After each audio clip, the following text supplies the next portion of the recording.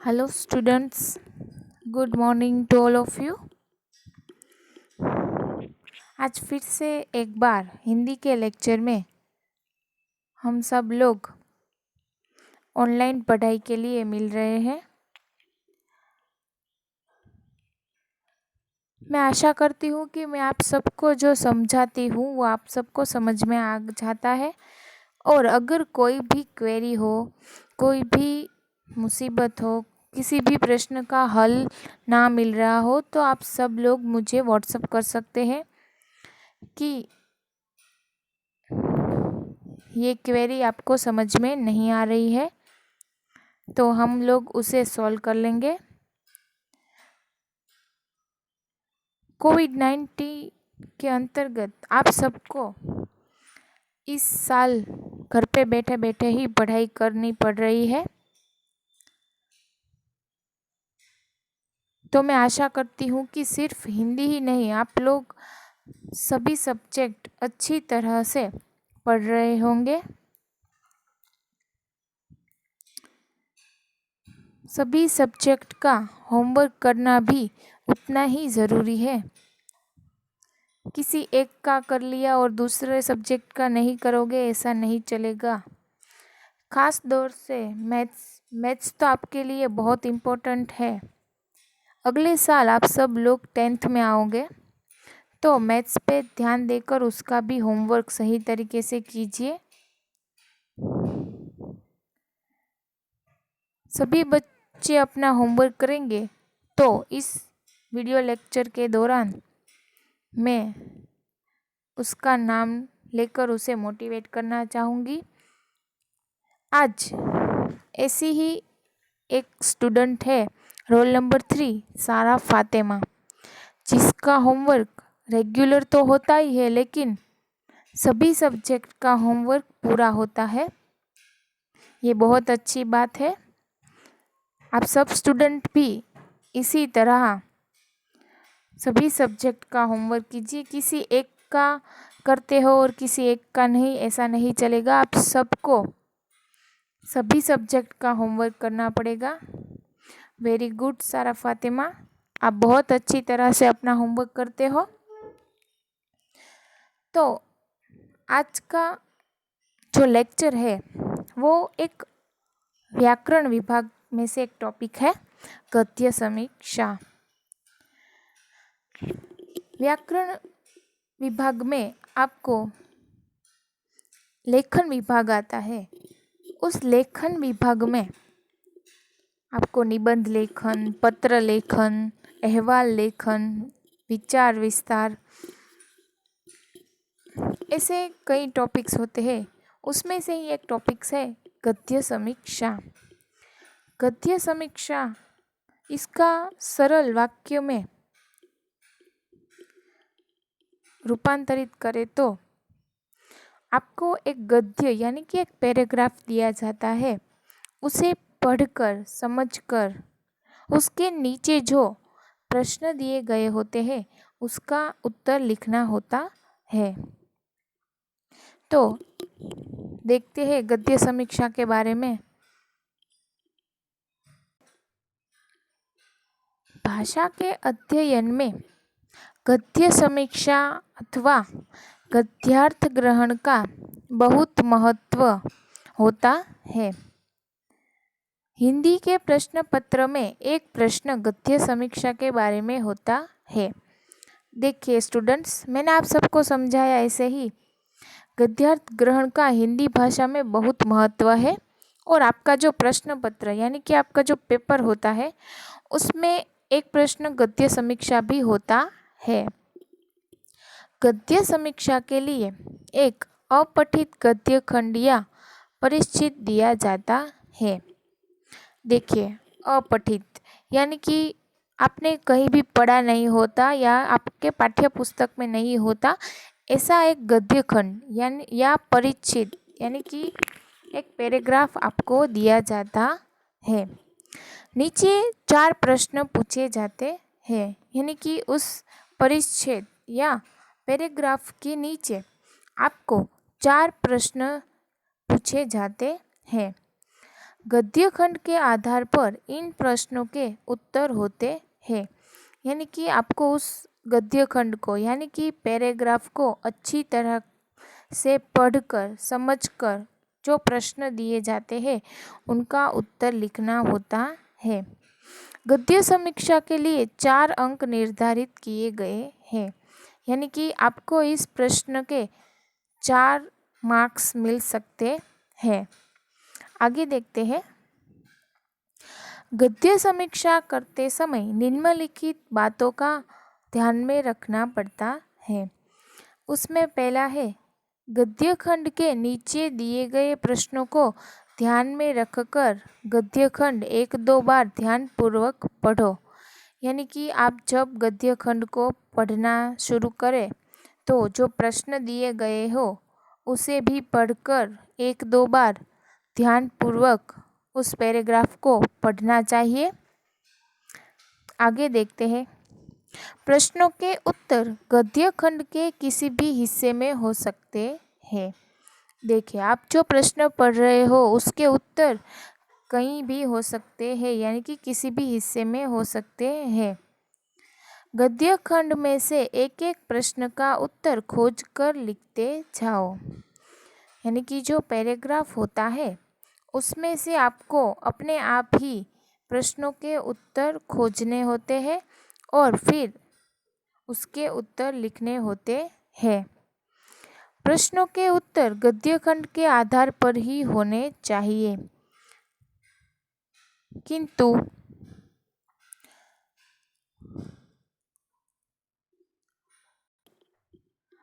भावना अपनी हो। यानी कि प्रश्नों के उत्तर गद्य खंड में से ही लिखने चाहिए, लेकिन जो उत्तर लिखते हैं उसमें अपनी भावना होनी चाहिए। यानी कि वो सही भी होना चाहिए और अपनी भावना के आधार पर लिखना चाहिए। यानी कि जो वाक्य है, वाक्य का जो सही प्रयोग है वो अपने आप से ही करना होता है। उत्तर के रूप में गद्य खंड के ही वाक्यों का सीधा उपयोग नहीं करना चाहिए।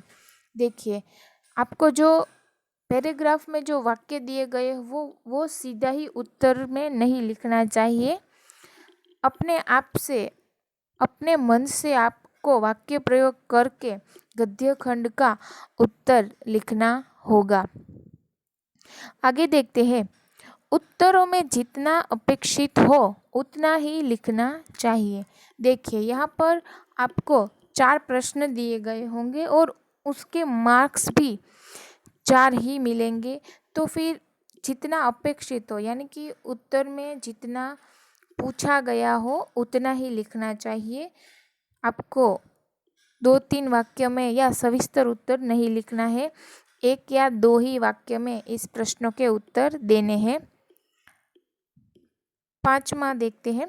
सभी उत्तर सरल और स्पष्ट हो। देखिए, मैंने ऐसा भी आपको पहले कहा कि जितने प्रश्न पूछे गए हो उसका जो उत्तर हो वो सरल वाक्य में और स्पष्ट, यानी कि समझ में आ जाए ऐसा होना चाहिए।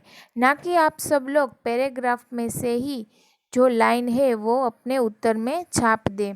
अपने वाक्यों का प्रयोग करके स्पष्ट और सरल उत्तर देना चाहिए।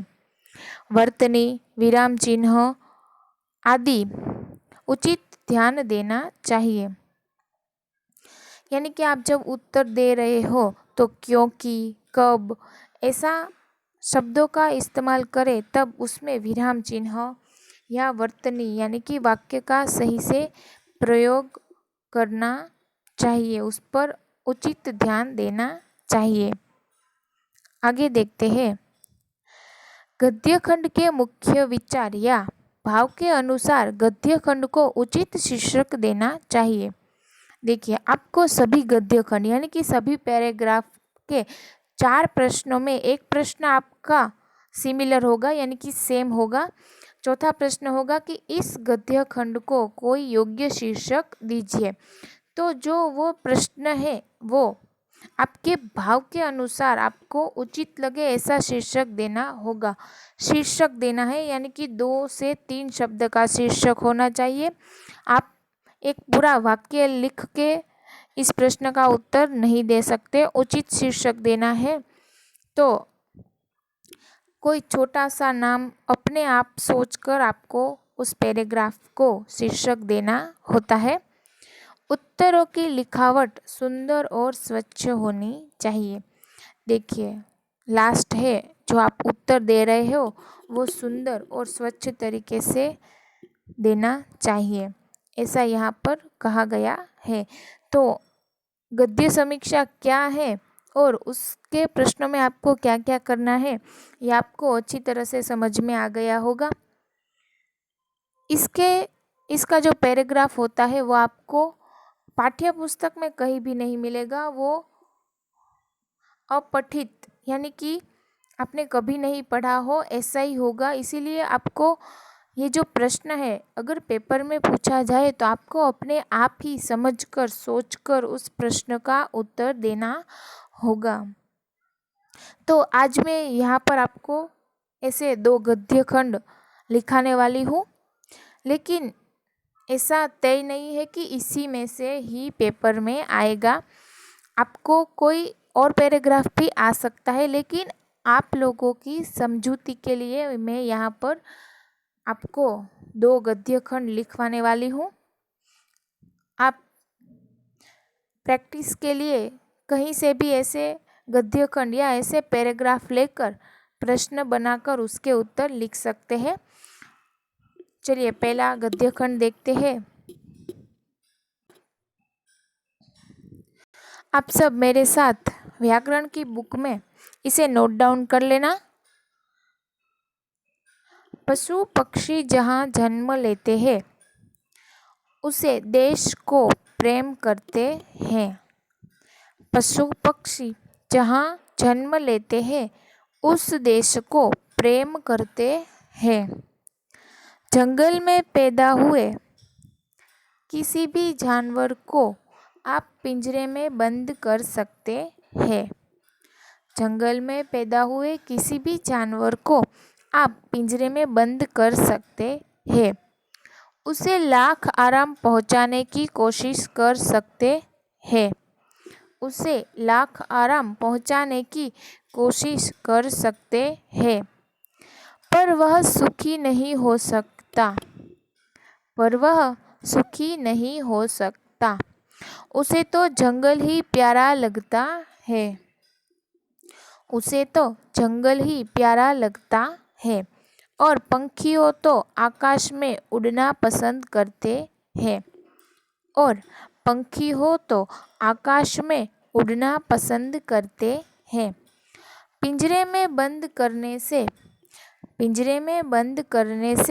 कदापि सुखी नहीं हो सकता। पिंजरे में बंद करने से कदापि सुखी नहीं हो सकता, क्योंकि उसका देश तो खुला आकाश, पेड़ों की शाखा में बनाया गया नीड़ है। वहाँ वह धूप, वर्षा और ठंड की कठिनाई सहकर भी सुखी रह सकता है। तो देखिए, इस पैराग्राफ में आपको पशु पक्षी जानवर उसके बारे में बताया गया है कि हम लोग उसे पिंजरे में बंद कर सकते हैं, कैद कर सकते हैं, लेकिन उसे जो सुख सुविधाएं मिलती है वो हम लोग नहीं दे सकते हैं। जानवरों को अपना जंगल ही प्यारा लगता है और जो पंछी होते हैं उसे आकाश में उड़ना ही पसंद होता है। उसे पिंजरे में बंद कर हमें उसे कोई सुख नहीं दे सकते। पंछियों को खुला आकाश और पेड़ों की शाखा ही अच्छी और प्यारी लगती है। वह खुले में धूप, वर्षा, ठंडी सब कुछ सहकर भी अपना सुख प्राप्त कर सकते हैं, ऐसा इस पैराग्राफ में कहा गया है। इस गद्य खंड के 4 प्रश्न हैं। देखिए, पहला प्रश्न है, जानवर को हम किसमें बंद कर सकते हैं?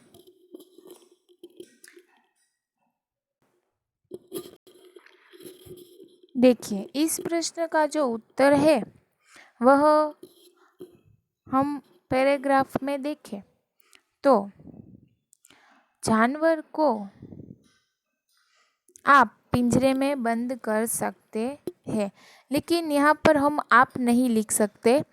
तो हम ऐसी वाक्य रचना बनाएंगे कि जानवर को हम पिंजरे में बंद कर सकते हैं। यहाँ पर ऐसा नहीं लिख सकते कि जानवर को आप पिंजरे में बंद कर सकते हैं। उसका सही वाक्य में प्रयोग ऐसा ही होगा कि जानवर को हम पिंजरे में बंद कर सकते हैं।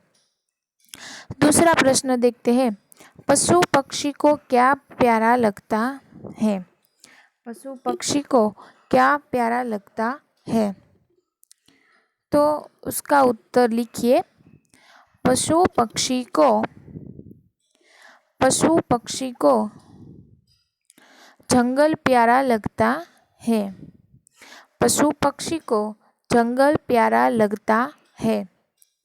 पक्षी को आकाश में उड़ना भी अच्छा लगता है। पक्षी को आकाश में उड़ना भी अच्छा लगता है। तीसरा प्रश्न देखते हैं, प्रस्तुत परिच्छेद में पंखी का घर बताइए। प्रस्तुत परिच्छेद में पंखी का घर बताइए।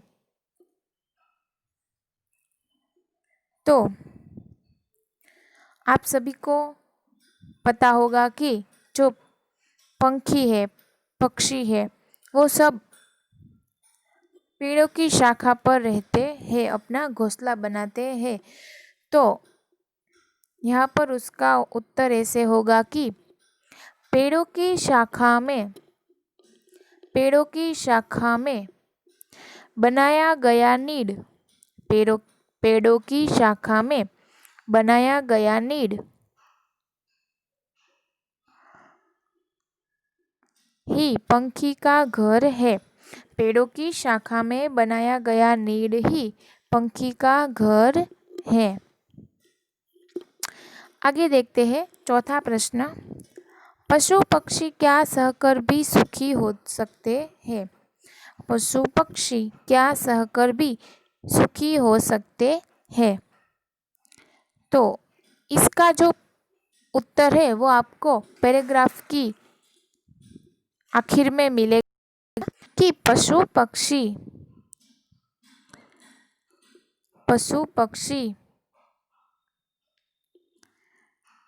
खुले आकाश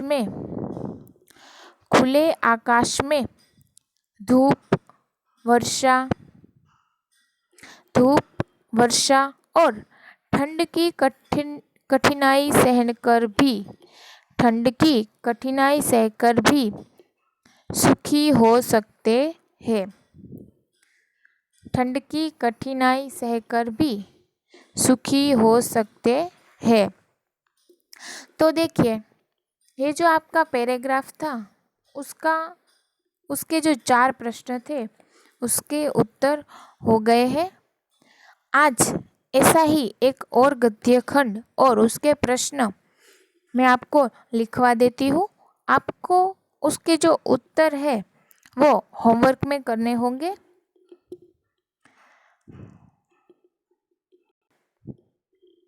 तो ये दूसरा गद्य खंड आप सभी को मेरे साथ लिखना होगा। मैं आप सबको लिखवा देती हूँ। गौतम बुद्ध का जीवन परम पवित्र और परम दिव्य था। गौतम बुद्ध का जीवन परम पवित्र और परम दिव्य था। उनके विचारों में अपूर्व उज्ज्वलता थी। उनके विचारों में अपूर्व उज्ज्वलता थी और वाणी में माधुर्य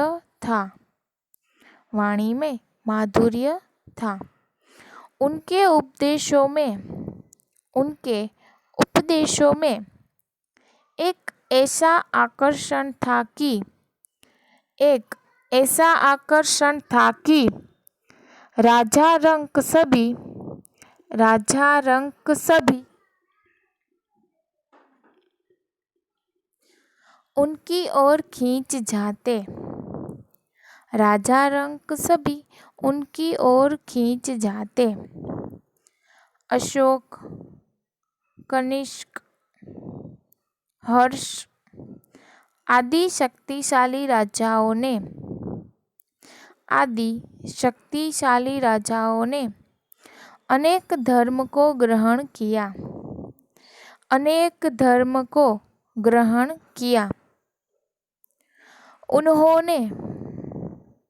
उन्होंने संसार को स्नेह और शांति का संदेश दिया। उन्होंने संसार को स्नेह और शांति का संदेश दिया। बुद्ध के उपदेशों का भारत और देशांतरों पर अच्छा प्रभाव पड़ा। सर्वत्र प्राकृत का प्रचार हुआ और भारतीय कला तथा साहित्य का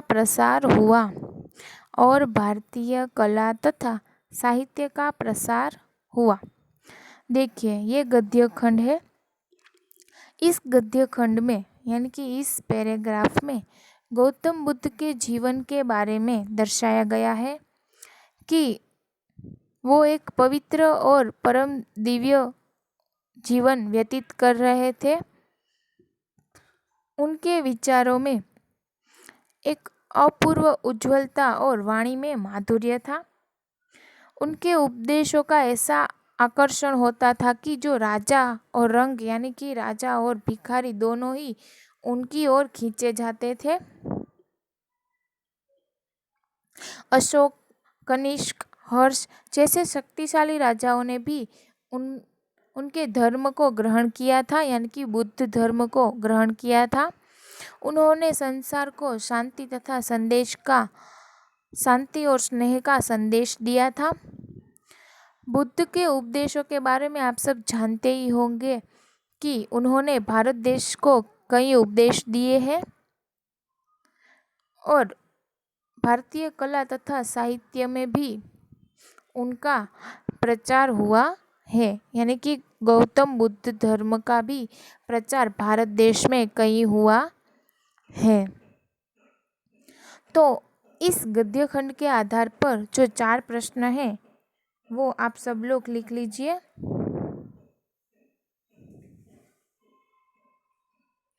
पहला प्रश्न है, गौतम बुद्ध के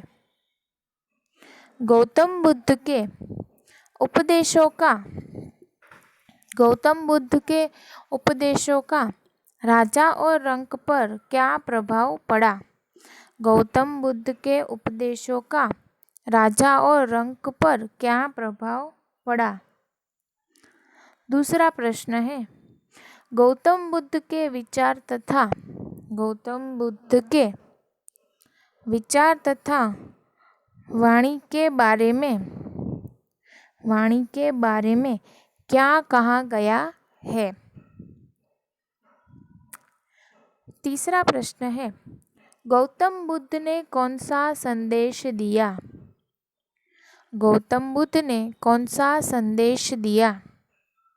और चौथा प्रश्न, इस गद्य खंड के लिए उचित शीर्षक दीजिए।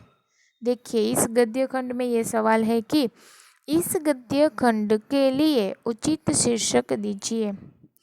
तो आपको सोच समझकर कोई छोटा सा शीर्षक इस गद्य खंड को देना होगा। आज आपका होमवर्क यही रहेगा कि आपको इन चारों प्रश्न के सोच समझकर गद्य खंड को पढ़कर उसके आधार पर इन चारों प्रश्न के उत्तर लिखने होंगे।